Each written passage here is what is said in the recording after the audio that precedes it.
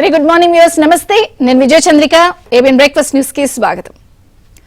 ఒక ప్రభుత్వానికి అఖండ మెజారిటీ ఇచ్చి ప్రజలు రాష్ట్రాన్ని పాలించండి అని చెప్పినప్పుడు ఆ పాలకులు గాని లేకపోతే ఆ ప్రభుత్వం గాని చేయాల్సిన పనేంటి, వారికి ఉన్న లక్ష్యం ఏమిటి అంటే ఏది అవసరం, ఏది ఉపయోగం, దీనివల్ల భవిష్యత్తు తరాలకు కానీ లేదా భవిష్యత్తు అవసరాల నిమిత్తం ఎలా ఉపయోగపడుతుంది అని ఆలోచించడం.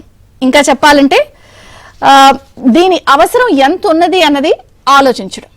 కానీ గత ప్రభుత్వం ఇప్పుడు నేను చెప్పిన అంశాలన్నీ కూడా ఏది ఉపయోగం అంటే మనకేది ఉపయోగం, ఏది లాభం అంటే మనకేది లాభం, ఎంత ఉపయోగం అంటే మనకెంత ఉపయోగం, భవిష్యత్ తరాలకి ఎంత ప్రజలకు అవసరం అవుతుందంటే భవిష్యత్తులో ఇది మనకెంత అవసరం, ఇది ఆలోచించింది.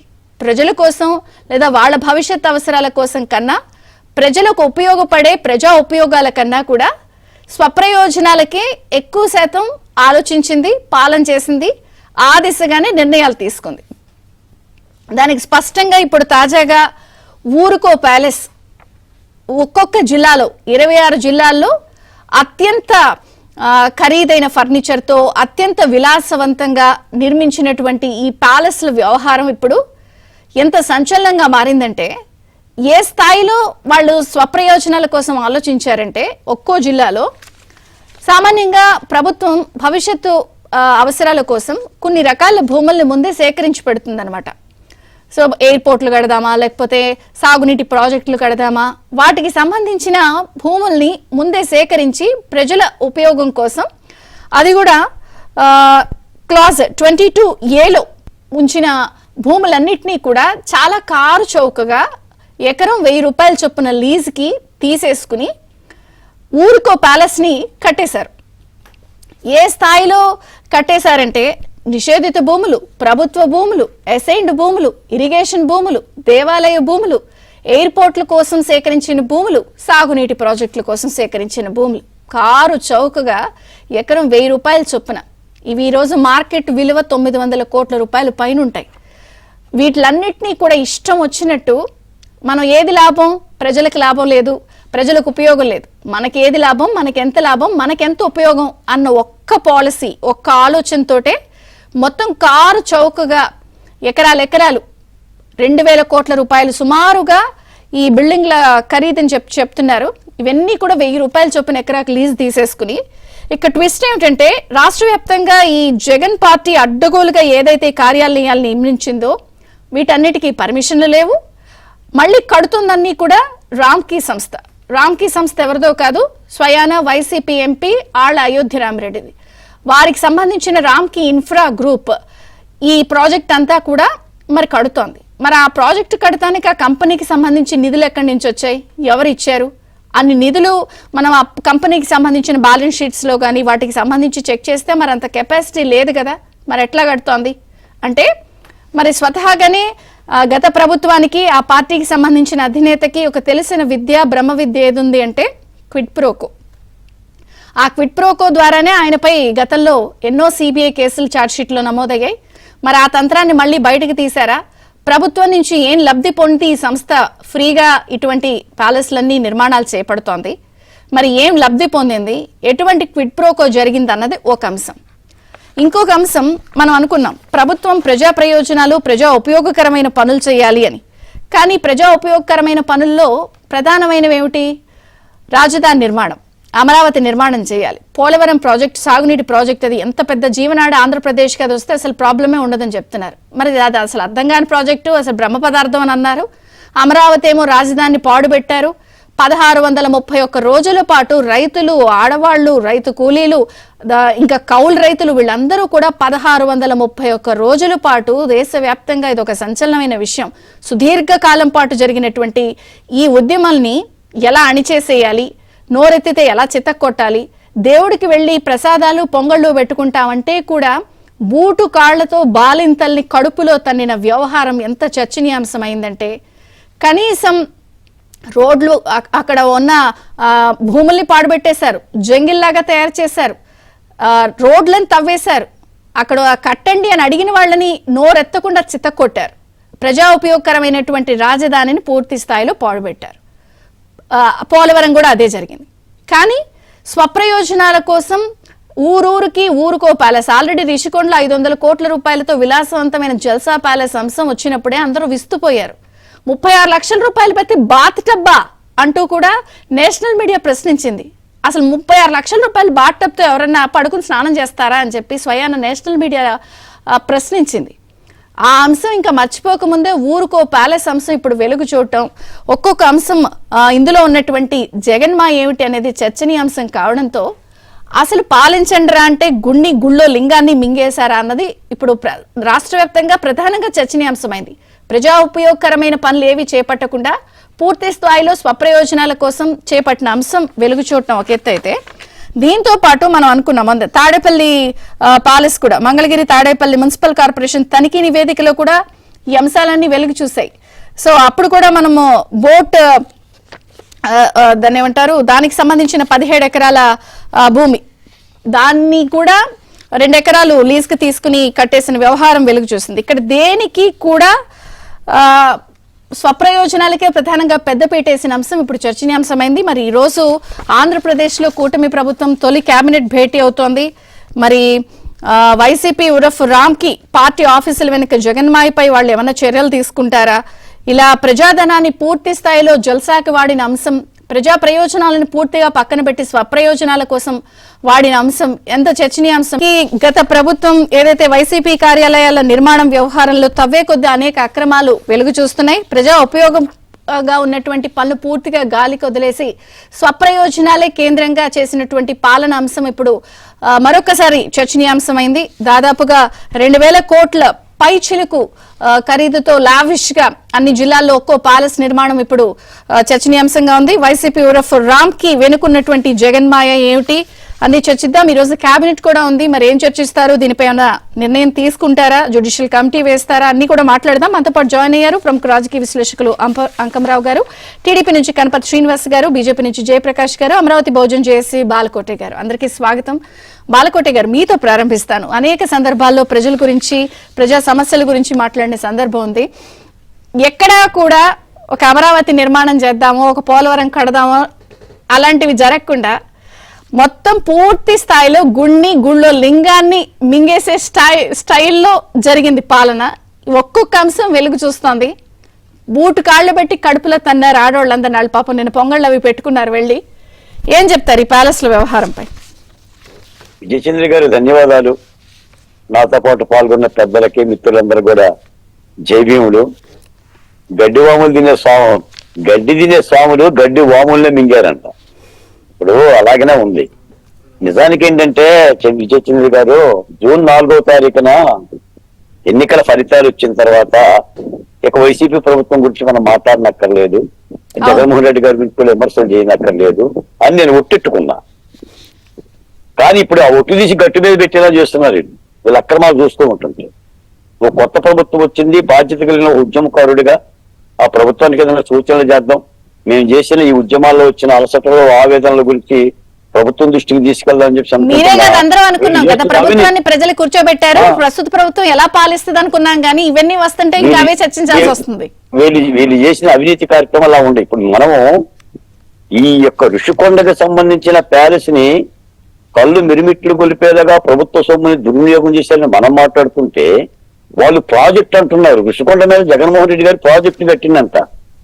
నిన్న ఒక ఆయన కింద పైన నరిసిన ఆయన రంగేసుకొని ఎవరో మేధావిలో ఒకరిని కూర్చోబెట్టి ఆ ప్రాజెక్ట్ వాడుకోవచ్చు కదా టూరిస్టుల కోసం. ఇప్పుడు మీరు నాకు అన్నట్టుగా 36 లక్షల రూపాయలు పెట్టి బాత్రూమ్ కట్టి కొన్ని 500 కోట్ల రూపాయల ప్రజాస్వామ్యాన్ని దుర్వినియోగం చేసి అనుమతులు లేకుండా పర్యావరణాన్ని విచ్ఛిన్నం చేసి నీ విలాసం కోసం నీ భార్యలో భర్తలో నీ పిల్లలు ఉండటానికి కట్టుకొని ఈ రోజు అధికారం పోగానే ఏంటి చిల్లర రాజకీయాలు. ఇప్పుడు వీళ్ళు కట్టిన బిల్డింగుల మీద మాట్లాడటం అంటే చిల్లర రాజకీయాలంట. ఆయన అడిగే 10 ప్రశ్నలకి సమాధానం చెప్పిన తర్వాతే చంద్రబాబు నాయుడు గారు పోలవరం పోవాలంట. పోలవరాన్ని నాశనం చేసింది చంద్రబాబు నాయుడు అంట. తట్టిన మట్టి పెట్టారు అక్కడ 5 ఏళ్ళు పోలవరంలో. ఒక బస్తా సిమెంట్ అమరావతిలో కట్టారు అక్కడ. ఒక దుర్మార్గమైన పరిపాలన చేసి అసలు మనం ఎందుకు ఓడిపోయాం? ప్రజలు ఎందుకు 11 సీట్లు ఇచ్చి పంగనామాలు పెట్టి కూర్చోబెట్టాడు? సమీక్ష లేదా? మారరా? మనం ఎన్నోసార్లు చెప్పాం చెడపకరా చెడేవు అని 150 సార్లు చెప్పాను నేనైతే. చెడపకరా చెడేవు అని. చెడ్డాడు. ఎన్ని దుర్మార్గాలు చేశాడు. ఏమయ్యారా 56 మంది సలహాదారులు? ఒక్కడ పత్తా లేడు. డిబేట్ లో వైసీపీ అధికార ప్రతినిధి కూడా లేడు. ఇంకా కూడా అంటే ఓడిపోయినందుకు వీళ్ళకి ప్రతీకారం వస్తుంది తప్ప గుణపాఠం రావట్లా. ఇప్పుడు నేను 25 ఏళ్ళుగా పాత్రికేయుణ్ణి. నేను ఒక పేపర్లో వార్తలు వేయాలంటే నా ప్రత్యర్థి పేపర్ ఏమి రాసిందో నేను చదువుకునేవాడిని. ఆ పేపర్ ఎలా ఉంది, ఎలాంటి వార్తలు ఇస్తుంది, నేను ఎలా వెనకబడిపోయాను, ముందున్నానని సమీక్షించుకుంటాం మనం. ఎప్పుడు కూడా పోటీ ఎలా ఉంటుంది.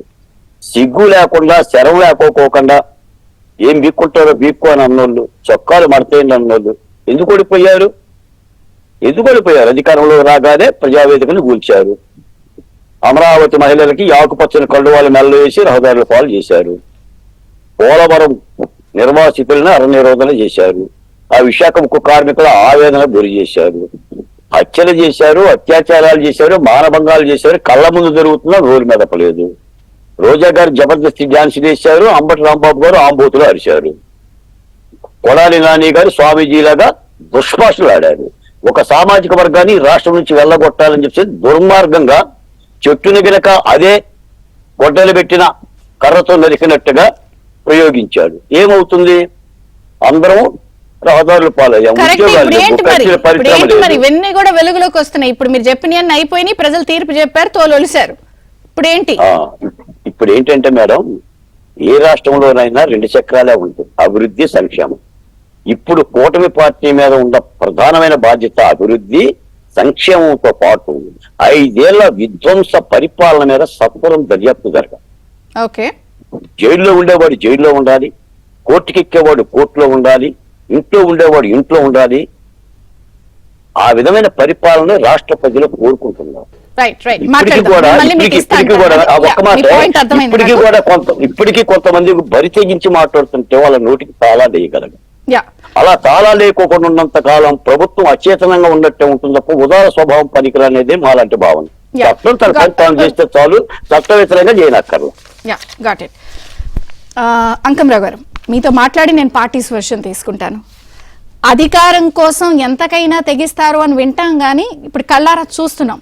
అంటే ఇక మనదే శాశ్వతం, మనల్ని అడిగేవాళ్ళు లేడు, మనం ఏం జరిగినా కూడా అసలు ఎవరు ప్రశ్నించేవాళ్ళు లేరు అని ఈ చర్యలు లేకపోతే ఇవన్నీ వెలుగు చూస్తుంటే ఏదికైనా ఎంత ఎండికైనా వెళ్ళే వ్యవహారం కనిపిస్తోంది. ఇప్పుడు ఏమంటారు? విజయచంద్ర గారు, మీకు ఏబీఎన్ ఆంధ్రజ్యోతి యాజమాన్యానికి, పోతుల బాలకోటయ్య గారికి, కనపర్తి శ్రీనివాసరావు గారికి, నాకు ఆత్మీయుడు జయప్రకాష్ నారాయణకి, అందరికి కూడా ముందుగా నమస్సుమాంజలి, శుభోదయం. ఇప్పుడు మీరు అన్నారు 30 సంవత్సరాలు నేనే అనుకున్నాడు, నా తర్వాత నా వారసులు అనుకున్నాడు.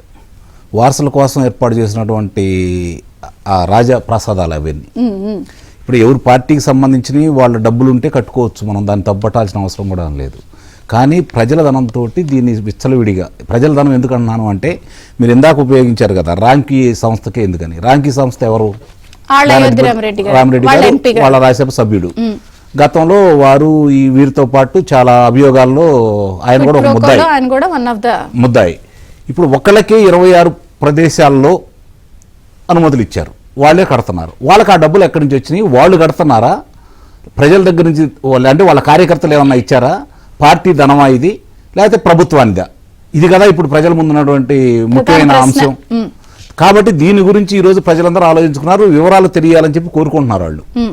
ప్రజలకి ఈరోజు 26 జిల్లాలుగా మీరు విభజించారు ఆంధ్ర రాష్ట్రాన్ని. 26 జిల్లాకి 20 కోట్ల కాడికి గనక కేటాయించినట్టయితే రుషికొండ ప్యాలెస్ లో కట్టినటువంటి భవనానికి పెట్టిన డబ్బులు 500 కోట్లు కాకుండా 500 కోట్ల రూపాయలు కనుక వినియోగించినట్లయితే ప్రతి జిల్లాకి, అంటే ఇప్పుడు 13 జిల్లాలకు ఆల్రెడీ ఉన్నాయి. ఏది జిల్లా మెజిస్ట్రేట్ కలెక్టర్ గారి కార్యాలయాలు ఉన్నాయి, వివిధ కార్యాలయాలు ఉన్నాయి. మిగిలిన జిల్లాలకు వచ్చాయి కదా. మరి ఏ జిల్లాలు మీరు జిల్లాలుగా విభజించిన తర్వాత ఒక్కసారి కూడా దాని మీద కేటాయించలేదు కదా. మరి ఆ డబ్బులు అక్కడ వృధా చేశారు కదా. అంటే ఇక్కడ ఏమవుతుందంటే ప్రజలకు క్షుణ్ణంగా అర్థం కావాల్సిన 2 విషయాలండి విజయచంద్ర గారు. మొట్టమొదటి ఏంటంటే వాళ్ళ తండ్రి గారిని అనుసరిస్తున్నాడు కాబట్టి ఆయన రాజకీయం ప్రజలతోటి మమేకమైన విధానం కొంత వేరుగా ఉంది. ఇతను ఏం చేశాడు అంటే వెదజల్లాడండి. మంగళవారం అప్పు తేవడం, చల్లేయటం ఎక్కడ ఎంత ₹1 జనానికి ఇస్తున్నాడు, ₹3 లోన్ వేసుకుంటా ఉన్నాడు. ఇప్పుడు మనకు 10 లక్షల కోట్ల రూపాయలు అప్పులు తేలినాయి ఇతను వచ్చిన తర్వాత. ఈ 10 లక్షల కోట్ల రూపాయల్లో 2,75,000 కోట్ల రూపాయలు ప్రజలకు పంచాడు. 13 లక్షలట, 13 లక్షల కోట్ల అప్పులు, మొత్తం కలిపి 13 లక్షలు, అందులో 65,000 కోట్ల వడ్డీ.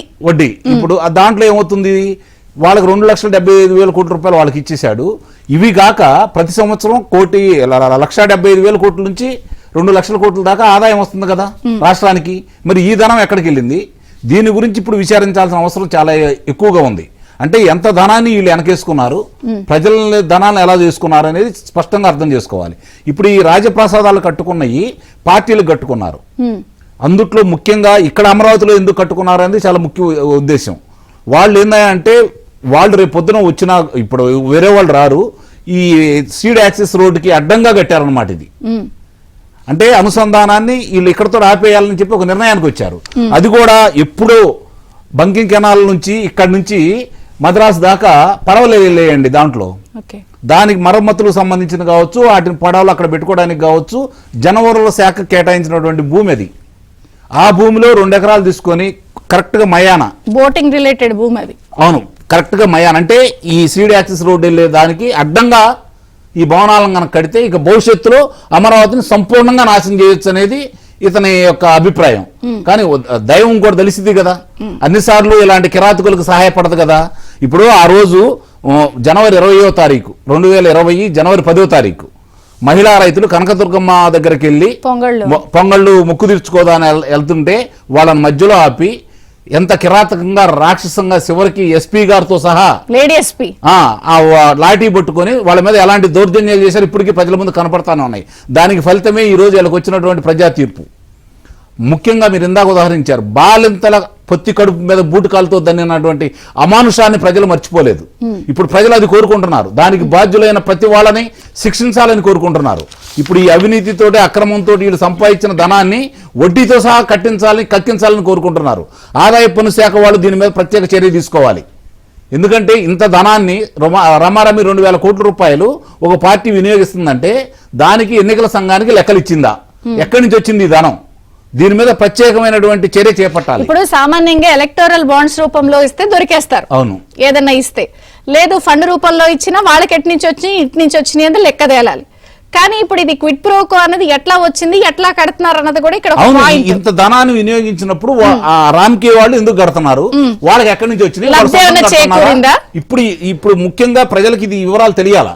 దీనికి బాధ్యులైన వాళ్ళందరికీ శిక్షలు కూడా వేయాలి, కారాగార శిక్షలు నిస్సందేహంగా వేయించాలి. దీనికి కేంద్ర ప్రభుత్వం రాష్ట్ర ప్రభుత్వం కూడా దీని మీద ప్రత్యేక దృష్టి పెట్టాలి. ఇది వైఎస్ఆర్సీపీ పార్టీ మీద కక్షసాధింపు చర్య కాదు. ప్రజల మాన ప్రాణాలతోటి ఆడుకొని వాళ్ళ ధనాన్ని దోసుకొని వాళ్ళని 5 సంవత్సరాలు ఎక్కడ మాట్లాడిన వాళ్ళని కారాగారవాసం లేదంటే హత్య చేసినటువంటి రాక్షస ప్రభుత్వానికి సహకరించిన అధికారులతో ఏంటండి. నిన్న ఉద్యోగ సంఘం సూర్యనారాయణ రాజు గారు ప్రెస్ మీట్ చూస్తే ఎవరికైనా కూడా ఆయన పేర్లు పెట్టి మరీ చెప్తున్నాడు. అవును, దీని మీద నిస్సందేహంగా ఇప్పుడున్న ప్రభుత్వం మీద ముఖ్యమైన బాధ్యత అభివృద్ధి సంక్షేమంతో పాటు ఇలాంటి దుర్మార్గుల్ని, దుష్టుల్ని, నీచుల్ని, నికృష్టుల్ని, దండిపాలెం బ్యాచ్ని మొత్తాన్ని కూడా తాట తీయాలి ఒక్కొక్కళ్ళని. అందులో ఎలాంటి సందేహం కూడా లేదు. పొరపాటున వాళ్ళని గనక మన్నిస్తే ఈ ప్రభుత్వాన్ని ఇప్పుడున్న కూటమిని కూడా ప్రజలు కూడా తిరస్కరిస్తారు. ఇది మాత్రం గుర్తుపెట్టుకోవాలి. టీడీపీతో నమస్తే అండి, బ్రేక్ఫాస్ట్ న్యూస్ కి స్వాగతం. ఇంత ఖరీదైన భూములు ఒక్కొక్క జిల్లాలో, పట్టణంలో, ప్రధాన నగరాల్లో 2 ఎకరాల చొప్పున వాటి మార్కెట్ ప్రైజే 900 కోట్లు అంటున్నారు ఈ రోజు ప్రైజ్. అవి చాలా కార్చౌకగా ఎకరా 1000 రూపాయల చొప్పున లీజుకి ఇచ్చేశారు. అసలు ఎంత కాస్ట్లీ భూములు అంటే, మీరందరూ కూడా ప్రభుత్వ ప్రయోజనాల కోసం సేకరించిన భూములు ఇవి. ఏం చెప్తారు? ఊరుకో ప్యాలెస్. అవును, వీక్షకులకి అలానే పాల్గొన్న వాళ్ళకి మీకు అందరికి కూడా ముందుగా నా నమస్కారాలు తెలియజేస్తా ఉన్నానమ్మా. జగన్మోహన్ రెడ్డి అనే వ్యక్తి ఒక విపరీతమైనటువంటి పోకడులు, విపరీతమైనటువంటి మనస్తత్వం గల వ్యక్తి. నిన్నగాక మొన్న అతను పట్టుమని కూడా డజన్ సీట్లు ఇవ్వనప్పటికి కూడా అతను ఓడిపోయిన మరుసటి రోజు నుంచి కూడా నేను ఎందుకు ఓడిపోయాను, నేను ఏంటి అనేది అతని విధానాలన్నీ కూడా సమీక్షించుకోకుండా అతను ఇప్పటికి కూడా జగన్మోహన్ రెడ్డి అనే వ్యక్తి చేసిన ప్రతి మంచి కూడా ప్రతి ఇంట్లో ఉంది, ప్రజలు మర్చిపోరు. 2020-29 ఎన్నికల్లో చంద్రబాబు నాయుడు మళ్ళీ ఓడిస్తాడు, శిశుపాలుడు తప్పులు ఇవన్నీ మాట్లాడుతా ఉంటే అతని మానసిక పరిస్థితి సరిగా లేదేమో అనిపిస్తుంది. అది వాళ్ళ శాసనసభ్యులు కూడా నిన్న ఆయన కాసు మహేష్ రెడ్డి గురజాల ఎమ్మెల్యే మాట్లాడుతూ కూడా చెప్పాడు. ఇవాళ చంద్రబాబు నాయుడు గారు ఇంత తంపింగ్ మెజారిటీతో గెలిపించడానికి కారణం మా పార్టీలోకి వచ్చినటువంటి కొంతమంది తెలుగుదేశం అంతకుముందు ఉన్న శాసనసభ్యులే అని, ఆయన ఇండైరెక్ట్ గా కొడాలి నాని అని లేకపోతే రోజా గారి మీద పడ్డాడు ఆయన. ఈ సందర్భంగా ఒకటి చెప్తాం, వాళ్లే కాదమ్మా, అంబటి రాంబాబు గాని, ద్వారంపూడి చంద్రశేఖర్ రెడ్డి గాని వీళ్ళంతా కూడా కాంగ్రెస్ వాళ్ళ నాన్న రాజశేఖర రెడ్డి గారి డిఎన్ఏ ఉన్న వ్యక్తులందరూ కూడా చంద్రబాబు నాయుడు గారిని అనరాని మాటలని దూషించటం వల్ల ఇవాళ వాళ్ళకి ఫలితం ఉంది. ఇవాళ మీరన్నట్టు ప్యాలెస్లు కట్టుకోవటం అనేది జగన్మోహన్ రెడ్డి ఒక సైకో విధానానికి నిదర్శనం అమ్మ. ఆయన ఎక్కడుంటే అక్కడ ప్యాలెస్లు. 2004లో మనం చూస్తే హైదరాబాద్ లో ఎక్స్ మినిస్టర్ మైసూరారెడ్డి గారి ఇంటి ఎదురు ఎన్ని బెడ్రూమ్ లో ఉన్నాడమ్మా రాజశేఖర రెడ్డి గాని అతని జగన్మోహన్ రెడ్డి? 3 బెడ్రూమ్లు, మహా అయితే 2 బెడ్రూమ్లు. అందరికీ తెలిసిన రహస్యమే, అదేమి కొత్త కాదు అక్కడ. మరి వాడు కేవలం 2009కి వచ్చేటప్పటికి ఇంత పెద్ద పారిశ్రామికవేత్తగా ఎలా మిగిలావు? ఆ క్విడ్ ప్రోకి అసలు ఈ క్విడ్ ప్రోకి భారతదేశ రాజకీయాల్లో కొత్త పదాలు, అవినీతికి అసలు అవినీతి కొత్త పదాలు, పర్యాయ పదం ఏంటంటే జగన్మోహన్ రెడ్డి. చాలా మంది పెద్ద వాళ్ళు కూడా, టాటా బిర్లాలు కూడా జగన్మోహన్ రెడ్డి అవినీతి చూసి ఆశ్చర్యపోయారమ్మా. ఇది పెద్ద అవినీతి యూనివర్సిటీ జగన్మోహన్ రెడ్డి అనేవాడు. అసలు ఈ ప్యాలెస్లు ఏంటి, ఈ ప్యాలెస్ల పిచ్చి ఏంటి? ఎక్కడుంటే అక్కడ ప్యాలెస్ అమ్మ. తాడేపల్లిలో ప్యాలెస్ కట్టాడు, దానికి ఎటువంటి అనుమతులు లేవు, పర్యావరణ తమ ప్యాలెస్ కి అనుమతులు లేవు. అతను మొట్టమొదటి రోజు చంద్రబాబు నాయుడు గారు ప్రజావేదిక కడితే దాంట్లో కలెక్టర్ల మీటింగ్ పెట్టి, మీటింగ్ అయిపోయిన తర్వాత రేపు ఐపీఎస్ ఆఫీసర్ల మీటింగ్ జరుగుతుంది, అదే చివరి మీటింగు, డిమాలిష్ చేస్తున్నానని చెప్తే ఐఏఎస్ లో చప్పట్లు కొడితే చాలా సిగ్గనిపించిందమ్మా ఆ రోజే. వీళ్ళు ఐఏఎస్ అసలు వాళ్ళ అన్న మాట ఏంటి? దాన్ని చప్పట్లు కొడతారమ్మా, విస్తుపోతారు. కనీసం ఆ ధైర్యం చేయకపోయినా కనీసం విస్తుపోతారు. ప్రజావేదిక నిత్య ప్రజా సమస్యలో పరిష్కరించే ప్రజావేదికని ఎలా కూలగొడతారు? ప్రజాధనంతో కట్టింది. ఇవాళ ఋషికొండ కూలగొడతానని చంద్రబాబు నాయుడు గారు అంటే సాధ్యమా? 500 కోట్లతో 8-9 బ్లాకులు కట్టావు. అంటే ఇక్కడ ఒకటి కూలగొట్టడం అనేది ఒక సొల్యూషన్ కాదు. నాకు తెలిసి డెమాలిషన్ అనేది ఒక సొల్యూషన్ అయితే కాదు. ఇప్పుడు ఈ రామ్ కి నిర్మిస్తున్న ఆఫీసులు తాడేపల్లి వైసీపీ సెంట్రల్ ఆఫీసు, విశాఖలో, అనకాపల్లిలో, అన్నమయ్య జిల్లా, బాపట్ల, పశ్చిమ గోదావరి, నరసరావుపేట, కర్నూలు, నెల్లూరు, పార్వతీపురం, అమ్మో ఇవన్నీ కూడా ప్రభుత్వ స్థలాలు 26 జిల్లాల్లో కూడా 2 ఎకరాల చొప్పున పెట్టి ఈ రామ్కీ సంస్థకు అప్పచెప్పాడు. మా quid pro quo already Ayodhya Ramireddy అనేవాడు అనేక కేసులో వాళ్ళతో పాటు ముద్దాయిగా ఉన్నాడు. వాళ్ళకి సంబంధించిన సంస్థకు అనేక ఆస్తులు కూడా కోర్టులో జప్తు అయి ఉన్నాయమ్మ. సిబిఐ కోర్టులో ఈడీ అంతా కూడా జప్తు చేసింది. అయినా కూడా అయోధ్య రామిరెడ్డి ముందుకు వచ్చాడంటే దీని మీద ఖచ్చితంగా విచారణ జరపాలి. ఎక్కడా పర్యావరణటువంటి అనుమతులు లేవు. ఇవాళ ఆ రోజు ఏం చెప్పాడమ్మా ఈయన? నేను ఇది కూలగొట్టంగానే అమరావతిలో గాని నదీ పరివారిక ప్రాంతంలో మొత్తం కూడా కూలగొడుతున్నా అని చెప్పాడు. ఒక్క ప్రజావేదిక కూలగొట్టాడు తప్ప ఎక్కడైనా ఇది. దాని తర్వాత చంద్రబాబు నాయుడు గారు అద్దెకుంటున్నటువంటి లింగమనేని వాళ్ళ ఇల్లు గెస్ట్ హౌస్ కూడా కూలగొట్ట అనేక సార్లు చంద్రబాబు నాయుడు గారు అబాసు పాలు చేయాలని, ఆయన ఏదో అక్రమ కట్టడంలో ఆయన నిర్మించుకొని ఆయన ఉంటున్నాడా? ఆయన క్లియర్ కోర్టులో కూడా రెంట్ పే చేస్తా ఆ ఇంట్లో అద్దెకుంటా ఉన్నాడు. అది కూలగొట్టి ఆయన అవమానపరచాలి. వరదలు వస్తే మునిగిపోద్ది ఆ ఇల్లు, అందుకని డిమాలిష్ చేయాలి. చంద్రబాబు నాయుడు గారిని ఏ విధంగా అవమానపరచాలి, ఎన్ని విధాలుగా అవమానపరచాలి, అన్ని విధాలుగా పాయింట్ అండి. నేను స్ట్రైట్ ఇప్పుడు మీ కూటమి ప్రభుత్వాన్ని ఒక పాయింట్ అడుగుతాను. ఇప్పుడు ఇంత థంపింగ్ మెజారిటీ ఇచ్చారు, మొత్తం యావత్ ఆంధ్రప్రదేశ్ ప్రజలంతా కూడా మీరు ఏం చేస్తారు అన్నది కళ్ళు తెరుచుకుని మరీ చూస్తున్నారు. ఇందులో ప్రభుత్వ బాధితులు ఉన్నారు, పార్టీల బాధితులు ఉన్నారు, ప్రజలున్నారు. అందరూ కూడా ఏం చేస్తారు మీరు ఇప్పుడు అన్నది మేజర్ పాయింట్. సరే, ఇవన్నీ ఓకే, ఇన్ని బయటపడుతున్నాయి, చాలా అంశాలు బయటపడుతున్నాయి, డబ్బులు కోట్లు ఏం చేస్తారు? దుర్వినియోగం చేసిన మాట ముమ్మాటికి వాస్తవం. చంద్రబాబు నాయుడు గారు గాని, మా కూటమి నేతలు జనసేన అధినేత పవన్ కళ్యాణ్ గారు గాని ఏదో జగన్మోహన్ రెడ్డి కక్ష సాధింపు చర్యలు చేపట్టాడు కాబట్టి, ఏదో రాజధాని రైతులను కానివ్వండి, అలానే అనేక రకమైనటువంటి ప్రతిపక్ష పార్టీలు వేధింపులకు గురి చేశాడు కాబట్టి మేము కూడా అలా గురి చేస్తామనే ప్రసక్తి లేదమ్మా. మేము పూర్తిగా ప్రజాపాలన మీద దృష్టి పెడతాము. అట్లా అని చెప్పి జగన్మోహన్ రెడ్డి ఎక్కడైతే అవినీతికి పాల్పడ్డాడో సెంటు భూమి పేరుతో వాళ్ళ పొలాలు రైతుల దగ్గర డబ్బులు వసూలు చేసిన ఎవరైతే ఎమ్మెల్యేలు ఉన్నారో వాళ్ళందరి మీద కూడా విచారణ జరిపించి వాళ్ళ మీద శిక్షిస్తామమ్మా. మేము ఎప్పుడు కూడా కక్షపూరిత రాజకీయాలకి చంద్రబాబు నాయుడు గారికి ఏ రోజు అలవాట్లేదు. చంద్రబాబు నాయుడు గారు కనుక కక్షపూరిత రాజకీయాలు చేయదలిస్తే జగన్మోహన్ రెడ్డి అనేవాడు ఈ పార్టీకి రాజకీయాల్లో ఉండేవాడు కాదమ్మా. ఆయన పాదయాత్ర చేసేటప్పుడు అనేక రకాలుగా ఆయన ముఖ్యమంత్రిగా ఉన్నప్పుడు కూడా ఈయన ఏ రోజు కూడా అబ్యూజ్డ్ గా అసెంబ్లీలో కూడా మాట్లాడాల. అసెంబ్లీలో చంద్రబాబు నాయుడు గారు అన్న మాటలు ఒక్కోసారి తలుచుకుంటే కళ్ళమ్మటి నీళ్లు తిరుగుతాయమ్మా.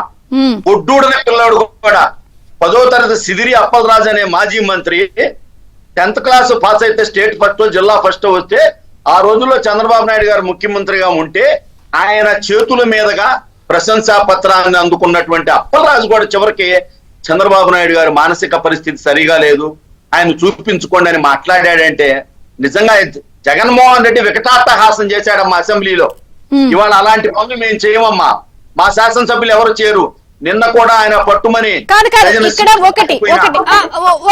ఒకటి కనపతి శ్రీనివాస్ గారు, ప్రభుత్వం ఈ దోపిడీ పరంగా దోచిన డబ్బంశంలో ఏం చేస్తుంది, దీనికి కారకులైన వాళ్ళని ఏం చేస్తుంది, రెండున్నా ఇందులో. కారకులైన వాళ్ళని ఖచ్చితంగా శిక్ష, ప్రతి దానికి విచారణ కమిటీలు వేస్తాం అమ్మా.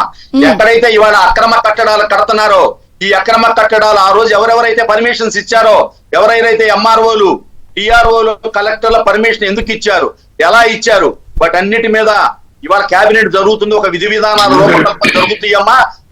మేము ముఖ్యంగా ఒకటే చెప్తాం, ప్రజా సొమ్ముని ఎంతైతే దుర్వినియోగం చేశారో అవన్నీ ఖచ్చితంగా ప్రజల ముందు పెడతాము. ఖచ్చితంగా జగన్మోహన్ రెడ్డిని, మంత్రుల్ని, అధికారులమ్మ ముఖ్యంగా ఈ అధికారులు కూడా శిక్షిస్తాం. ఈ అధికారులు ఎవరైతే ఎంఆర్ఓలు కానీ ఇవాళ ఐఏఎస్ ఐపీఎస్ ఆఫీసర్ ఈ పరిపాలనా భవనాలతో కాకుండా కూడా వైకాపా భవనాలు వాళ్ళు అసలు అధికారుల దగ్గరుండి కట్టించే ఏర్పాట్లు చేశారు. ఇవాళ మీరు అంటున్నారు అయోధ్య రామిరెడ్డి అని, పేరుకు అయోధ్య రామిరెడ్డి ఉన్నా కూడా అమ్మా దీని వెనుకున్నటువంటి ఎంఆర్ఓలు కలెక్టర్లు దగ్గరుండి పంపించి కూడా వాళ్ళందరినీ పేర్లను పెట్టి బాధ్యులు చేసి చర్యలు తీసుకుంటారా? రెడ్ బుక్ రాశారుగా. ఖచ్చితంగా అమ్మా, ఎవరైతే ఉన్నారో వాళ్ళందరూ కూడా కలెక్టర్లు, డిఆర్ఓలు, ఎంఆర్ఓలు, ఆర్ఐలు కింద స్థాయి నుంచి కూడా ఖచ్చితంగా డిపార్ట్మెంట్ లో డెసిగ్నేషన్స్ కాదు, డెసిగ్నేషన్ లో ఉన్న పేర్లు పెట్టి చర్యలు తీసుకుంటారా? ఎందుకంటే చాలా మంది జూన్ జూలై కల్లా జంప్స్ రిటైర్ అయిపోతున్నారు, డిప్యుటేషన్ మీద చదువుకున్న వాళ్ళు చదువుకుంటున్న పేర్లు పెట్టి, నాట్ డెసిగ్నేషన్ పేర్లు పెట్టి. రిటైర్డ్ అయిపోయినా కూడా ఎక్కడికి పోలేరు. వీళ్ళ పెన్షన్ విధి విధానాలు ఇంకా రూపకల్పన జరగలేదు. వీళ్ళు ఎక్కడికి పోయినా కూడా విదేశాల్లో దాక్కున్నా కూడా పట్టుకొస్తాం. ఇవాళ చంద్రబాబు నాయుడు గారు మొన్న రిజల్ట్ 4వ తారీఖు రిజల్ట్ వస్తుందనగానే చాలా మంది కూడా ముందే సర్దుకొని అమెరికా పోవటానికి పాస్పోర్ట్ సిద్ధం చేసుకున్నా కూడా అందరినీ ఆపడం జరిగింది. డిఐజీ సంజయ్ గాని, పిఎస్ఆర్ ఆంజనేయులు ఐజీ గాని వీళ్ళు ఎవరిని వదిలిపెట్టమమ్మా. అలానే రెవెన్యూ సైడ్ నుంచి కూడా చాలా మంది ఐఏఎస్లు ఎవరైతే అంటకాగారో జగన్మోహన్ రెడ్డి అవినీతి అరాచకాలకు ఎవరైతే తలకాయ ఇక్కడ ఒక పాయింట్, అధికారులను బాధ్యులుగా పేర్లు పెట్టి చర్యలు తీసుకుంటామని అంటున్నారు. ఇది ఒక అంశం. అయితే ఇప్పుడు ఈ నిర్మిస్తున్న ఈ ఆఫీసులన్నీ కూడా పర్మిషన్స్ లేవు, అన్ని గవర్నమెంట్ సంబంధించి కేటాయించిన ప్రజా ఉపయోగపరంగా ఏదైతే సేకరించి ప్రభుత్వం పెట్టిన భూములు, అప్పుడు ఈ ఆఫీసులన్నీ గవర్నమెంట్ హ్యాండ్ ఓవర్ చేసేసుకుంటుందా? హైకోర్టుకి వెళ్తారా? హైకోర్టుకి వెళ్ళి ఇవన్నీ హ్యాండ్ ఓవర్ చేసుకుని మీ ప్రభుత్వంలో కొత్త స్కూల్స్ స్టార్ట్ చేయడం, మీ ఆఫీసులు పెట్టుకోవడం, ఇవన్నీ పాసిబిలిటీస్ ఉన్నాయి కదా. ఖచ్చితంగా ప్రభుత్వ భవనం ఇప్పుడు ఏ అయితే ఉన్నాయో వాటిల్లో మేము ప్రజా ప్రయోజకరమైనటువంటి ప్రభుత్వ ఆఫీసు ఏ అయితే తక్కువ హైకోర్టుకి వాళ్ళు హైకోర్టుకి వెళ్ళినా ఏ కోర్టుకి వెళ్ళినా అక్కడ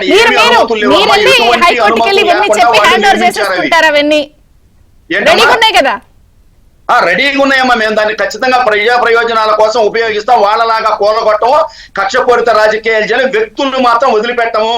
ఎవరైతే ఈ 45 సంవత్సరాల రాజకీయ చరిత్రలో ఎప్పుడూ కూడా ఈ విధంగా ఐఏఎస్లు ఐపీఎస్లు అంట కాగలేదు. ఒక అవినీతి పరుడైనటువంటి జగన్మోహన్ రెడ్డి అవినీతి పరుడు అని తెలిసి కూడా అతను అంట కాగారు వీళ్ళు. అంటే అదేమంటే ఏంటి, చంద్రబాబు నాయుడు గారి పని అయిపోయింది. ఇక ఈ విధంగా ఉన్నటువంటి వాళ్ళ ఐఏఎస్లకి ఐపీఎస్లకి చాలా ఆశ్చర్యకరమైన అంటే పేర్లు మీరు అడుగు నేను చెప్తా ఉన్నానమ్మా. చంద్రబాబు నాయుడు గారి హయాంలో ఐఏఎస్లు చాలా మంది చాలా నిజాయితీగా వ్యవహరించారమ్మా. అసలు ఉదాహరణ పూనం మాలకొండయ్య గారిని తీసుకుంటే ఆమె ఎంత నిజాయితీ పరురాలైన ఐఏఎస్ అమ్మా. చివరికి ఆమె కూడా ఆమె కూడా జగన్మోహన్ రెడ్డి ఆమె చేత కూడా తప్పు చేయించాడు. చివరికి ఆమె చేత కూడా ఇచ్చాడు. ఈవెన్ నేను కృష్ణబాబు గారిని కూడా మెన్షన్ చేస్తానమ్మా. కృష్ణబాబు గారు కూడా గతంలో మా గుంటూరు మున్సిపల్ కమిషనర్ గా చేసినప్పుడు కానీ చాలా మంది నిజాయితీ పరుడు అనుకున్నాడు. అటువంటి అతను కూడా అనేక రకమైనటువంటి స్కాముల్లో ఉన్నాడని చెప్పేసి మాకు ఇన్ఫర్మేషన్ వస్తా ఉంది. మేము ఏ ఒక్క ఐఏఎస్ ఆఫీసర్ కూడా వదిలిపెట్టే ప్రసక్తి లేదు. సరే, నేను మీకు మళ్ళీ ఛాన్స్ ఇస్తాను. ఒకసారి బీజేపీతో కూడా మాట్లాడి మీకు టర్న్ ఇస్తాను. జయప్రకాష్ గారు నమస్తే, బ్రేక్ఫాస్ట్ న్యూస్ కి స్వాగతం. బీజేపీ నుంచి నమస్తే. తిలా పాపం తలా పిడికిలాగా ఉంది. అధికారుల పాపం ఉంది, అసలు సహకరించిన వాళ్ళు ఉన్నారు, ప్రభుత్వంలో ఉన్న వాళ్ళు అందరూ కూడా ఒక వ్యక్తి లక్ష్యం కోసం పనిచేసి పాలన వదిలేసి ప్రజలను పక్కన పడేసి భవిష్యత్ అవసరాల కోసం ఎట్టా బాగుపడాలి, నీకింత నాకింత, నీకిది నాకిది, ఇది జరిగింది. ఇప్పుడు ఎన్ని వెలుగు చూస్తున్నాయి. 900 కోట్ల రూపాయల ఖరీదైన భూములు ఎకరా 1000 రూపాయలకు చొప్పున ఇచ్చేశారు. ముందుగా అందరికీ కూడా ప్యానెల్లో ఉన్నటువంటి పెద్దలందరికీ కూడా నమస్కారం. ముఖ్యంగా అంకమ్మరావు గారు, బాలకోటయ్య గారు, శ్రీనివాస్ గారు, నాకు ఈ అవకాశం ఇచ్చినటువంటి ఏబిఎన్ విజయ్ చంద్ర గారికి కూడా నా నమస్కారం, ధన్యవాదాలు తెలియజేస్తాను. ముఖ్యంగా ఇక్కడ చూడాల్సింది ఏంటంటే, ఏ రాజకీయ పార్టీ అయినా సరే పొలిటికల్ సర్కిల్లో పొలిటికల్ దీనిలో ఉన్నప్పుడు ఆ రాజకీయ పార్టీకి ఒక ఆఫీస్ అవసరం అనేది ఖచ్చితంగా ఉంది. కానీ అది ప్రజా ప్రయోజనాల కోసం, ప్రజలకు ఉపయోగించడం కోసం, వారి కార్యకర్తలకి సమావేశాలు నిర్వహించుకోవడం కోసం ఏర్పాటు చేయవలసినటువంటి ఆఫీసుల్ని ఇవాళ భారీ ఎత్తున రాష్ట్ర వ్యాప్తంగా కూడా 26 జిల్లాల్లోనూ కూడా సుమారుగా 50 ఎకరాల పైన అక్రమంగా వాళ్ళంతలోకి వాళ్ళే అలాట్మెంట్ చేయించుకొని ఈ రకమైనటువంటి తప్పుడు నిర్ణయాలతోటి ప్రజలందరూ కూడా మోసం చేస్తా ఉన్నటువంటి పరిస్థితి మన ఆంధ్ర రాష్ట్రంలో చూస్తా ఉన్నాం.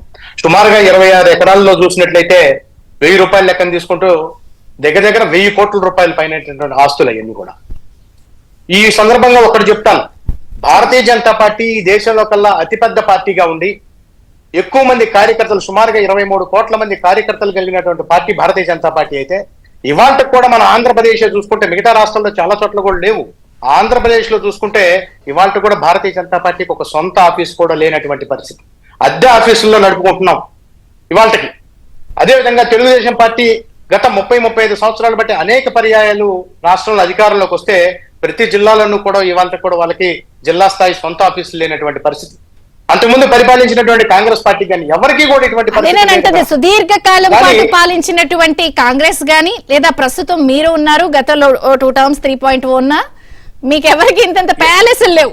అదే చెప్తా ఉన్నాం. దీనికి చాలా క్లియర్ గా ఏంటంటే, చాలా స్పష్టంగా ఈయన ఎప్పుడు కూడా ఒక చక్రవర్తిగా ఫీల్ అవుతా ఉంటాడు. ఆయన ఒక చక్రవర్తి. ఆయన కింద ఉన్నటువంటి మిగతా జిల్లాలన్నీ కూడా సామంతరాజులు.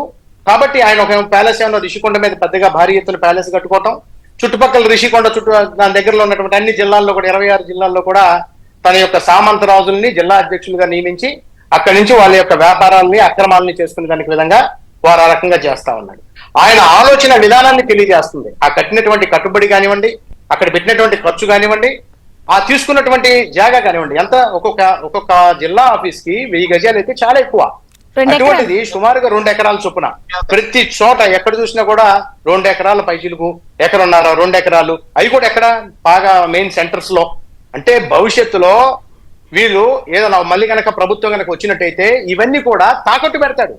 ఎట్లయితే ప్రభుత్వ ఆస్తులన్నీ కూడా తాకట్టు పెట్టుకున్నాడు, ఇవన్నీ తాకట్టు పెట్టుకొని ప్రజల్ని మోసం చేస్తా, పార్టీని కూడా మోసం చేసుకొని ఆ డబ్బులన్నింటి కూడా తీసుకొచ్చి పెట్టుకునే దానికోసం చేసినటువంటి పని తప్పితే మరొక ఆలోచన కాదు. మరీ ముఖ్యంగా ఈయన ఎప్పుడు చెబుతుంటాడు, ఇది పెత్తందారులకి పేదలకి మధ్య జరుగుతున్నటువంటి యుద్ధం ఇది అని గత ఎన్నికలంతా కూడా చెప్పుకుంటూ పోయాడు ఆయన. ఇక్కడ పెత్తందారి యొక్క ఆలోచన ఏ రకంగా ఉంటుందో ఆయన సుస్పష్టంగా ప్రజలందరికీ కూడా తెలియజేశారు. ఈ విషయాలన్నీ కూడా ప్రజలకి మీ ద్వారా, మీడియా ద్వారా, ముఖ్యంగా ఆంధ్రజ్యోతి ద్వారా, ఏబిఎన్ ద్వారా తెలియజేయడం అనేది చాలా సంతోషజనక పరిణామం.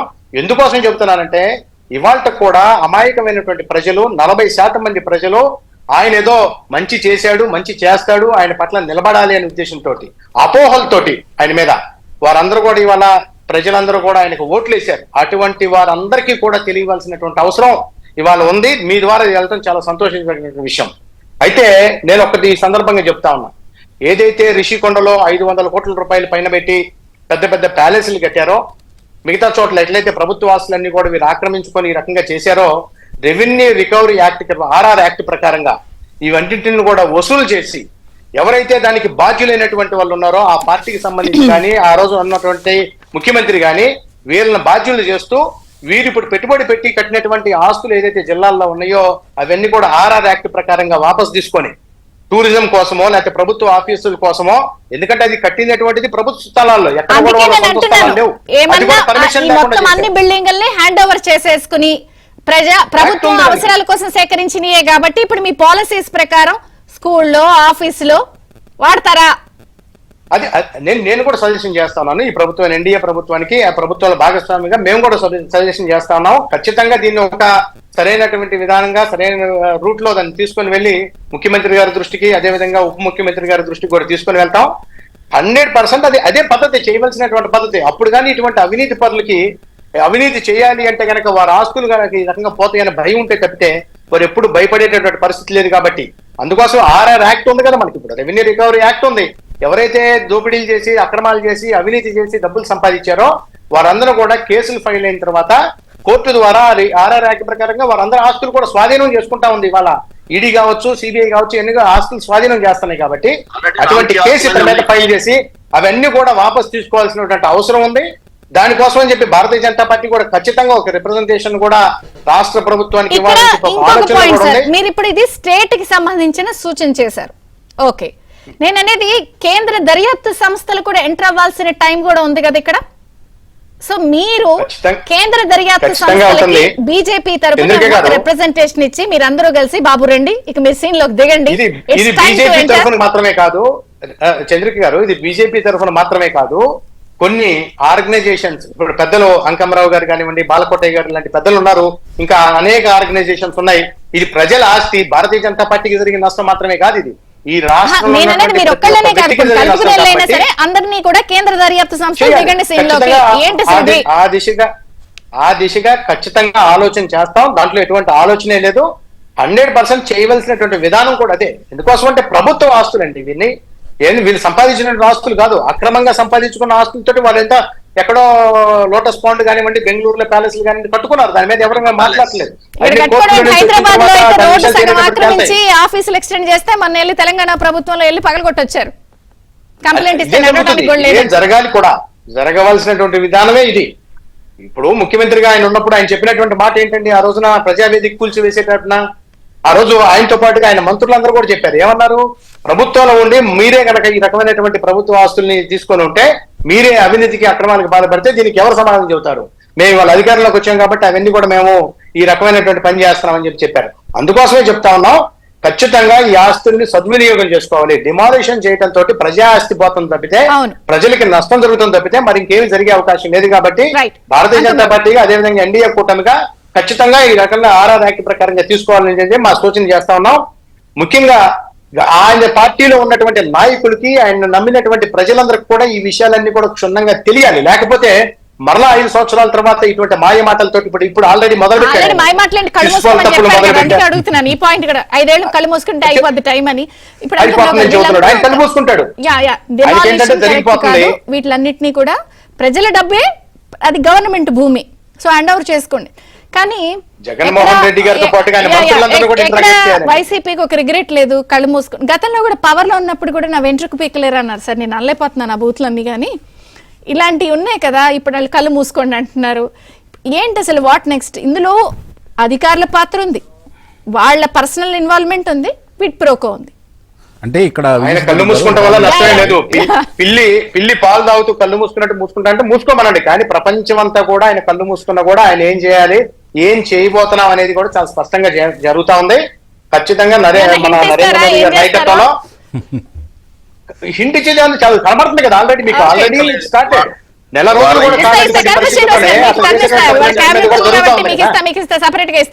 ఇప్పుడు విజయచంద్రిక్ గారు, ఇక్కడ ఏమవుతుందంటే, ఇప్పుడు ఇక్కడ ఎందుకు కూల్చారు అమరావతి ప్రాంతంలో ఉన్న దీన్ని, ఇది ఒకటి అర్థం చేసుకోవాలి. మొట్టమొదటగా రహదారులకి ఇబ్బంది లేకుండా, రేపు పొద్దున మాస్టర్ ప్లాన్కి ఇబ్బంది లేకుండా దీన్ని చేశారు. దీనికి వాడు గగ్గోలు పెడుతున్నారు కదా. వాస్తవంగా మే 20వ తారీఖు నాడు ఆ కార్పొరేషన్ వాళ్ళు వాళ్ళకి తాకీదు పంపించారు, మీరు ఇక్కడ దీనికి పర్మిషన్ లేదు అని చెప్పని. దానికి సమాధానం రాలేదని జూన్ 1వ తారీఖు నాడు కూడా మళ్ళీ పంపించారు. అంటే ఈ 2 పర్యాయాలు ముఖ్యమంత్రి ఆయనే కదా. 4వ తారీఖు కదా ఎన్నికల ఫలితాలు తెలిసింది. అంటే వీళ్ళు చంద్రబాబు నాయుడు గారు లేకపోతే మిత్రులు భారతీయ జనతా పార్టీ వాళ్ళు జనసేన వాళ్ళు కక్ష కట్టి వాళ్ళ మీదకైతే పంపించలేదు కదా. కాబట్టి అంటే తప్పు జరిగిందని చెప్పి ఆ ప్రభుత్వం ఉండగానే అధికారులు పంపించారు. అదే నేను అది చాలా స్పష్టంగా కారకులైన అధికారులకి ఏమిటి అనేది ఇక్కడ చాలా ముఖ్యం. ఇంకోటి ఇప్పుడు వీళ్ళు చేయాల్సింది మీరు అడిగిన చాలా మంచి ప్రశ్న, ప్రజలు కూడా అర్థం చేసుకోవాలి, దీన్ని వీళ్ళు అమలు కూడా చేయాలి. ఏంటంటే మామూలుగా సహజంగా ఒక రోడ్డు విస్తరణ ఏదైనా చేస్తామండి, అక్కడ ఉన్న భూమి రైతుల దగ్గర నుంచి తీసుకున్నప్పుడు భూమి ఖరీదు 10,000 రూపాయలు ఉంటే 3 రెట్లు ఇస్తారు, అంటే 30,000 రూపాయలు ఇస్తారు. ఇప్పుడు వీళ్ళకి ఆ ఖరీదు ఎంతైతే ఉందో ప్రభుత్వ స్థలాన్ని నాలుగు తీసుకున్నందుకు దానికి 3 రెట్లు వాళ్ళకి పనిష్మెంట్ వేసేసి అవి స్వాధీనం తీసుకొని మీరన్నట్టు ప్రభుత్వ కార్యాలయాలకు కావచ్చు, లేకపోతే పాఠశాల భవనాలకు కావచ్చు, వివిధ ఉపయోగకరమైన ప్రజలకు ఉపయోగకరమైన దానికే తీసుకోవాలి. ఇప్పుడు ఈ ప్రభుత్వం కూడా, ఈ కూటమి కూడా నాకు తెలిసినంత వరకు ఇది అడ్డం వచ్చింది, దీన్ని ఇబ్బంది పెట్టాలని చేశారు కాబట్టి దీన్ని కూల్చారే తప్ప మిగిలిన ఎక్కడ కూల్చరు. కూల్చడం ఈ కూటమి నైజం కాదు. అంటే ప్రీవియస్ గవర్నమెంట్ సిస్టమ్స్ ని మళ్ళీ ఫాలో అవ్వకూడదు, ఫాలో అవరు, ఎట్టి పరిస్థితిలో కూడా ఫాలో కావరు. వీళ్ళు దీన్ని ప్రజలకు ఎట్లా ఉపయోగించాలి, ₹1 ధనాన్ని కూడా సద్వినియోగం చేసుకోవడానికే ఈ ప్రభుత్వం పనిచేస్తుంది అనేది క్షుణ్ణంగా. గతంలో చంద్రబాబు నాయుడు గారిని పరిపాలన విధానం చూసుకున్నా కూడా ఈరోజు మనం ప్రత్యేకంగా చెప్పుకోవాల్సిన పని లేదు. ఇంకోటండి, 1631 రోజులు ఆ మహిళామ తల్లులు, ఆ అమరావతి ప్రాంత రైతులు, అంటే ఇప్పుడు కూడా నలుగురం కూడా ఆ ప్రాంతం వాళ్ళమే, అందుకే పెట్టారు, నలుగురం కూడా ఆ ప్రాంతం వాళ్ళమే. వీళ్ళు చేసినటువంటి ఆ మహిళామ తల్లులకి వాళ్ళకి మాన ప్రాణాలకు ఎంత ఇబ్బంది పెట్టారు. సహజంగా పల్లెటూరులో చాలా ప్రాంతాల్లో వాళ్ళు స్నానాలు చేయడానికి గదుల మీద పైన కప్పులు కూడా ఉండవండి, పైన డ్రోన్లు వేసి వాళ్ళని ఎంత హింసించారు, ఎన్ని ఇబ్బందులు పెట్టారు. ఈ రోజుకి 272 మంది అసూలు బాశారు. వాళ్ళు ఆందోళనతో ఈ ప్రభుత్వం మళ్ళీ వస్తే మా పరిస్థితి ఏంటి, ఇంత అరాచకం చేస్తున్న అసూలు బాశారు. వాళ్ళకు సంబంధించి ఒక చిన్న విషయం మీకు కూడా ఇప్పుడు మీ ద్వారా ప్రజలకు కూడా తెలియజేస్తున్నాను. బాలకోటయ్య గారి ఆధ్వర్యంలో, మిత్రమా జయప్రకాష్ మీరు కూడా గుర్తుపెట్టుకోవాలి, బాలకోటయ్య గారి ఆధ్వర్యంలో అక్కడ 272 మంది చనిపోయిన వాళ్ళకి స్థారక స్తూపం ఏర్పాటు చేయాలని చెప్పి మొన్నే ఒక కమిటీగా మేము సమావేశం ఏర్పాటు చేసుకోవడం జరిగింది. పత్రికల ద్వారా కూడా తెలియజేయడం కూడా జరిగింది. అంటే వాళ్ళు అసూలు బాసిన వాళ్ళని స్మరించుకోవాలి. ఈ రోజు రేపు పొద్దున్న తెలియాలి. చంద్రబాబు నాయుడు గారు ఒక చక్కని నిర్ణయం తీసుకున్నారు.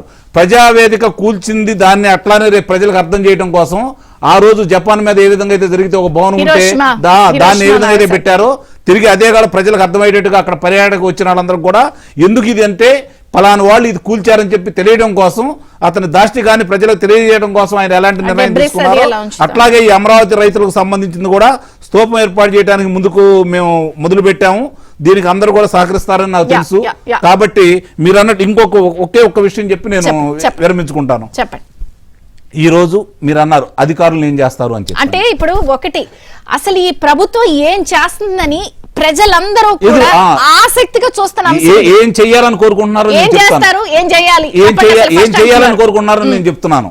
నందం సుబ్బయ్య గారిని చంపిన దానికి శిక్షలు వేయాలి కారకులకి, అలాగే తోట చంద్రయ్య గారిని చంపిన వాళ్ళకి శిక్షలు వేయాలి కారకులకి, డాక్టర్ సుధాకర్ గారిని అమానుషంగా అక్రమంగా ఆయన పిచ్చివాడిని చేసి చంపినందుకు వాళ్ళకి శిక్షలు వేయాలి.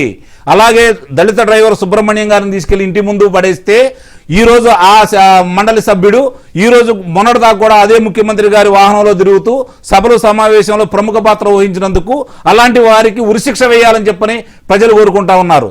ఇలాంటి ఆస్తుల్ని ఈ ముఖ్యంగా అమరావతి రైతుల ప్రాంతాలని, అలాగే చాలా మందిని, ఇప్పుడు అబ్దుల్ సలాం గారు ఉన్నారండి, కుటుంబం మొత్తం అక్కడ ఉన్నటువంటి పోలీసు అధికారి వేధింపులకు భరాయించలేక భార్య బిడ్డలు ఏం చేస్తారా అని చెప్పని అందరూ కలిసి చిన్న పిల్లలతో సహా రైలుకు అడ్డం పడిపోయి చనిపోయారంటే ఎంత మానసిక వేదకి వాళ్ళు గురై ఉంటారు. కాబట్టి వాళ్ళందరూ ఆత్మలు శాంతించాలి అంటే ఈ రోజు ఈ ప్రభుత్వం దానికి సంబంధించిన వాళ్ళందరి మీద చర్యలు తీసుకోవాలి. ఎవరైతే బాధితులు ఉన్నారో వాళ్ళకి అండగా నిలబడాలి. భవిష్యత్తులో ఇలాంటి అధికారులు భయపడే విధంగా శిక్షలు ఉండాలని చెప్పని స్టార్టింగ్ లో బాధ్యులు చేయడం కాదు పేర్లు పెడతారా కోటయ్య గారు? సరే, ఇక్కడ అధికారులు చర్యలు, ఇక్కడ ఇంకొక మేజర్ పాయింట్ ప్రజలందరూ కూడా జాగ్రత్తగా గమనించాల్సింది మిమ్మల్ని అడుగుతుంది. అసలు ఆ డిజైన్లు చూసారా? ఆ కోటలు, ఆ టూంబులు, అసలు రాజులు గడులు ఉండే అసలు ఏంటి ఆ బిల్డింగ్లు చూసారా? ఇప్పుడు ఇందాక జయప్రకాష్ గారు అన్నారు ఆఫీస్ అంటే ఏమంటే కార్యకర్తలు కూర్చుని మీటింగ్, ఎక్కడైనా సరే ఆ బిల్డింగ్లు చూస్తే ఆ మీటింగ్లు పెట్టుకుని ప్రశాంతంగా నువ్వు విజయ్ ఈ జిల్లాలో మన పరిస్థితి ఇలా అని మాట్లాడుకునేటట్టు ఉందా? ఆ టూంబులు, ఆ బిల్డింగ్లు, ఆ కథాక. ఇక్కడ ప్రధానంగా జగన్ గారి మెంటాలిటీ ఆ బిల్డింగుల్లో కనిపిస్తుంది. జయచంద్రి గారు, నేను కక్ష కోసమో ప్రతీకారం కోసమో నేను చెప్పడం లేదు కానీ ఉమ్, ఈ రోజున కూర్చుంటున్న క్యాబినెట్ ఒక్క 10 నిమిషాలైనా కూడా ఈ భవన వసంతుల మీద జగన్మోహన్ రెడ్డి గారి ఈ కార్యాలయం మీద ప్రత్యేకమైన చర్చ పెట్టాలి. యా ఏబిఎన్ విజయ్ చంద్ర వీటిలో ఉన్నారు. ఏదో చెప్పారు మ్యూట్ అయింది. తప్పనిసరిగా చూడాలి. ఉమ్, తప్పనిసరిగా చూడాలి. నేను ఒక్క మాట చెప్తున్నాను విజయ్ చంద్ర గారు, ఈ రోజున ఈ 26 జిల్లాలలో కట్టిన భవంతులన్నీ కూడా ప్రభుత్వ స్థలము, ప్రైవేట్ సొమ్ము. ఎస్ కొండలో కట్టింది ప్రభుత్వ స్థలము, ప్రభుత్వ సొమ్ము. ఒకదానికి అనుమతి ఉంది.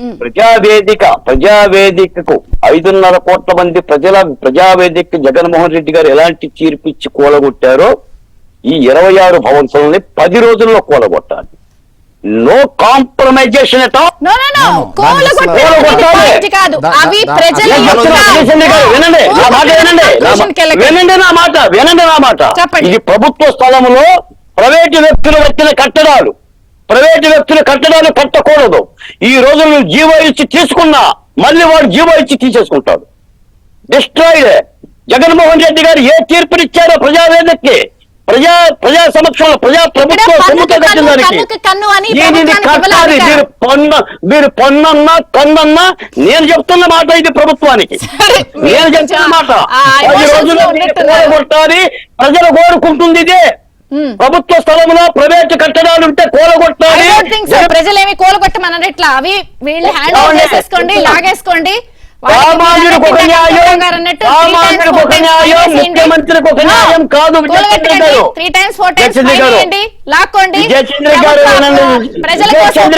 అనేదే పాయింట్ ఇక్కడ. విజయచంద్ర గారు, సామాన్యుడికి ఒక న్యాయం, మాజీ ముఖ్యమంత్రికి ఒక న్యాయం కాదు.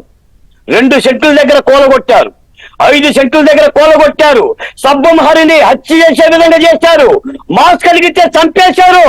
కూలగొట్టాలని రాష్ట్ర ప్రభుత్వాన్ని కోరుతున్నా, రాష్ట్ర ప్రభుత్వాన్ని కోరుతున్నా, మిమ్మల్ని కాదు. కాబట్టి ముఖ్యమంత్రి గారు, మేడం ముఖ్యమంత్రి గారికి, ఉప ముఖ్యమంత్రి గారికి నేను కోరుతున్నాను, అమరావతి జేఏసీగా జగన్మోహన్ రెడ్డి గారు ఇచ్చిన తీర్పుని మీరు కూడా అమలు జరపండి. ఈ ప్రైవేటు ఆస్తుల్ని, ప్రైవేటు కట్టడాలను కూలగొట్టండి. మీ ఆర్గ్యుమెంట్ కరెక్ట్ కాదనేది ఎక్కువ శాతం మంది అభిప్రాయపడుతున్నారు. సరే, మీ అభిప్రాయాన్ని ఏంటి అసలు? నేను మీకు చెప్తున్నా, ప్రభుత్వానికి చెప్తున్నా. నా ఆర్గ్యుమెంట్ ని ఖండం చేసే రైట్ లేదు, నేను ప్రభుత్వానికి చెప్తున్నా.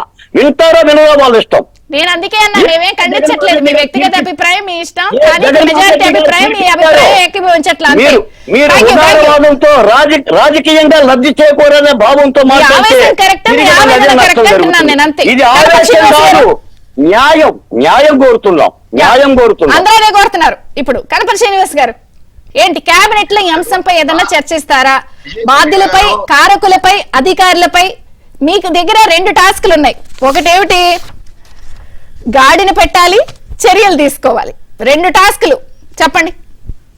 బాలకోటయ్య గారి ఆవేశాన్ని నేను అర్థం చేసుకుంటున్నాను, ప్రజలందరూ అర్థం చేసుకుంటా ఉన్నారు.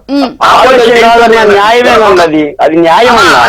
న్యాయం అన్నా. నేను అడిగేది ఏంటంటే, ఒక దుర్మార్గుడు ఒక తప్పు చేశాడని చెప్పేసి మళ్ళా మనం వెనక్కి వెళితే, ఇప్పుడు డిమాలిష్ సిస్టమ్ అనేది చంద్రబాబు నాయుడు గారు, పవన్ కళ్యాణ్ గారి లక్ష్యం అయితే కాదు. అతను తప్పు చేశాడు. దీంట్లో సమాధానం కాదు ఎవరైతే సహకరించారో, ముఖ్యంగా మేడం గారు దీంట్లో వాడు తప్పు చేయమన్నాడు, ఒక ముఖ్యమంత్రి తప్పు చేయమన్నాడంగానే అక్కడ బాధ్యుడు ఎంఆర్ఓ, ఐఏఎస్ మెయిన్ బాధ్యుడు. ఒక్కసారి వాళ్ళని జైలుకు పంపిస్తే ఐఏఎస్ ఐపీఎస్లు ఏమనుకుంటున్నారంటే, వాళ్ళకు ఒక చట్టం, మాకు చట్టం ఉందా, బాలకోట అన్నట్టు సీఎం ఒక రూల్, ఈయన ఒక రూల్ అని. ఎక్కడైతే మనం అది శ్రీలక్ష్మి గారు జైలుకు పోయి ఏ విధంగా ఇబ్బందులు పడినా కూడా ఈ ఐఏఎస్ లో మార్పు రాలా. ఎక్కడైతే ఈ 26 జిల్లాల్లో తప్పుడు సర్టిఫికెట్, తప్పుడు భవనాలు నిర్మించడానికి అనుమతులు ఇచ్చారో వాళ్ళందరినీ కూడా బాధ్యుల్ని చేసి, వాళ్ళందరినీ ముద్దాయిల్ని చేసి రిమాండ్ కి పంపాలి. ఇవాళ ఋషి కొండలో కట్టిన భవనం ఎవరైతే ఉన్నారో, ఎవరైతే దాంట్లో పాత్రలో సూత్రధారులు ఎవరు, దీని వెనకున్న సూత్రధారులు ఎవరు ఉన్నారో, విజయసాయి రెడ్డి లాంటి సూత్రధారులందరూ కూడా బయటికి రావాలి. అట్లానే కూలగొట్టడం అనేది మాత్రం ఈ ప్రజలు హర్షించడం. ఇవాళ ప్రజావేదికను కూలగొట్టినందుకే జగన్మోహన్ రెడ్డి ఇప్పుడు అన్నారు, ఒకటండి, నేను చంద్రబాబు గారికి మీరు ఒక అన్నారు. మార్క్ ఉంది. ఆయనకు style of governance and Yes, administration yes, కి స్టేట్స్మెన్ ఆయన అనే ఒక మంచి నిర్మించేవాడే బిరుదు ఉన్నప్పుడు తప్ప కొట్టేవాడు మొన్న కాదు, అతను అసెంబ్లీ statesman. వేదికగా ఆయన వ్యవహరించిన తీరు కూడా దేశవ్యాప్తంగా అప్లాజ్ వచ్చింది. సో అమ్మా, తప్పు ఆయన- సమాధానం కాదు కాబట్టి ఒక ఆయన నియంత్ర ఇవాళ మనం ఏం వ్యవహారం చేయాలి? జరిగింది ఇవాళ నా కాబట్టి వెంట ప్రత్యేక లేదా మీరేం జగన్మోహన్ చేస్తారన్నదే రెడ్డి? ఇప్పుడు ప్రధానమైన వెంట- పాయింట్. అవును, వెంట కేబినెట్ లో ప్రత్యేకం డిస్కషన్ కాదు. నెక్స్ట్ ఏంటి? వాళ్ళ మొత్తం గుండు కొట్టించారు వాళ్ళందరికీ. కాబట్టి మేము కంటికి కన్ను పంటికి పన్ను అనే విధానం కాదు. అక్కడ మా పవన్ కళ్యాణ్ గారు ఉన్నారు, చంద్రబాబు నాయుడు గారు ఉన్నారు, లోకేష్ గారు ఉన్నారు. ఈ విధంగా మేము చెప్పదలుచుకుంటే మేము అందరం ఒకటే చెప్తా ఉన్నాం.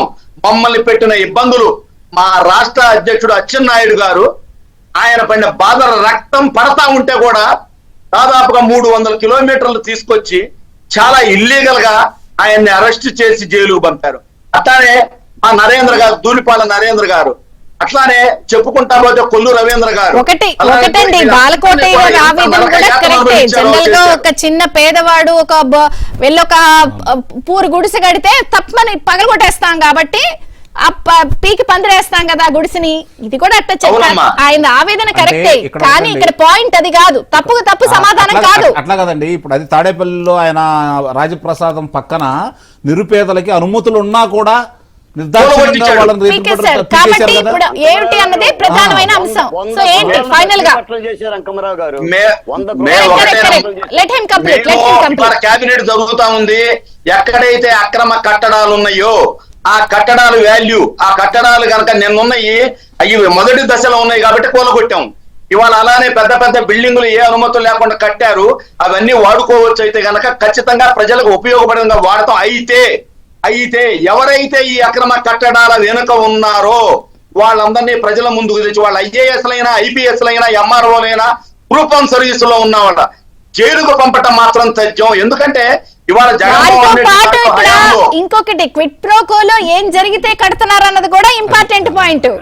దాని మీద ఖచ్చితంగా విచారణ జరిగిద్దమ్మా. ఇవాళ జగన్మోహన్ రెడ్డి లాగా మేమే కక్షపూరిత విచారణ కాదు. ఇందాక మీరు అన్నారు సిబిఐ చేత విచారణ జరిపిస్తారా అని చెప్పేసి. మేము వాళ్ళ ఒకటే అడుగుతా ఉన్నాం. ఇవాళ ఈ దేశంలో సిబిఐ, ఈడీ గనక సరిగ్గా పని చేస్తే ఇవాళ ముఖ్యమంత్రి దగ్గర నుంచి, ముఖ్యమంత్రి తమ్ముడు దగ్గర నుంచి ఈ పార్టీ కటకటాలు లెక్క పెట్టేవాళ్ళు.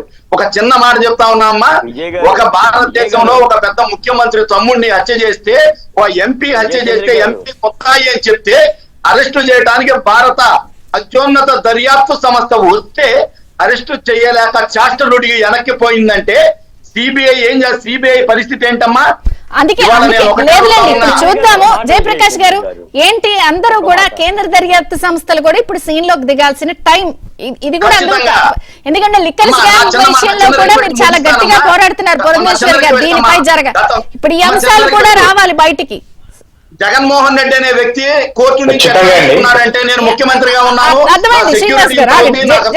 కావాలని చెప్పేసి విజయచంద్ర గారు ఖచ్చితంగా శ్రీనివాస్ గారు చెప్పిన, బాలపట్టయ్య గారు చెప్పిన విచారణ ఎదుర్కోవాలి. విచారణ అతను ఏదో ప్రూవ్ చేసుకోవాలి. అతను ఖచ్చితంగా చెంచల్ కూడా జైల్లో రోజువారీ విచారణ జరిగితే ఈడీ కేసుల్లో అతనికి జీవితకాలం కోడికత్తి కూడా వారం వెళ్ళాలి. ఇప్పుడు శుక్రవారం వెళ్ళాలి కోడికత్తి ఉంది. చూద్దాం. ఒక నిమిషం ప్లీజ్. జయప్రకాష్ గారు కంక్లూడింగ్ ప్లీజ్. ఖచ్చితంగా అండి. ఇప్పుడు శ్రీనివాసరావు గారు చెప్పిన, బాలకోటయ్య గారు, అదేవిధంగా అంకమ్మరావు గారు, మా యొక్క అభిప్రాయం, అందరి అభిప్రాయం, ప్రజా అభిప్రాయం కూడా అదే. ఇవాళ కేంద్ర సంస్థలతో పాటుగా రాష్ట్ర సంస్థలు ఏవైతే ఉన్నాయో ప్రాథమికంగా ముందు రాష్ట్ర స్థాయిలో ఏది జరగాలో అవి జరగటం ఇనిషియేట్ అయింది కాబట్టి అక్కడి నుంచి ఇప్పుడు దర్యాప్తు సంస్థలు కూడా మొదలు పెట్టడం జరిగితే వీళ్ళ స్థాయి కనుక దాటి వెళ్లాల్సిన పరిస్థితి ఉంటే అప్పుడు కేంద్ర సంస్థల జోలి మనం వెళ్ళాలి. ముందుగానే మనం డైరెక్ట్ గా కేంద్ర సంస్థలకు వెళ్తే రాష్ట్రంలో ఉన్నటువంటి సంస్థలను నిర్వీర్యం అయిపోయేటువంటి పరిస్థితి ఉంది. కాబట్టి మనం అదొకటి ఆలోచన చేయాలి. రాష్ట్రంలో కూడా సమర్థమైనటువంటి ఉన్నారు.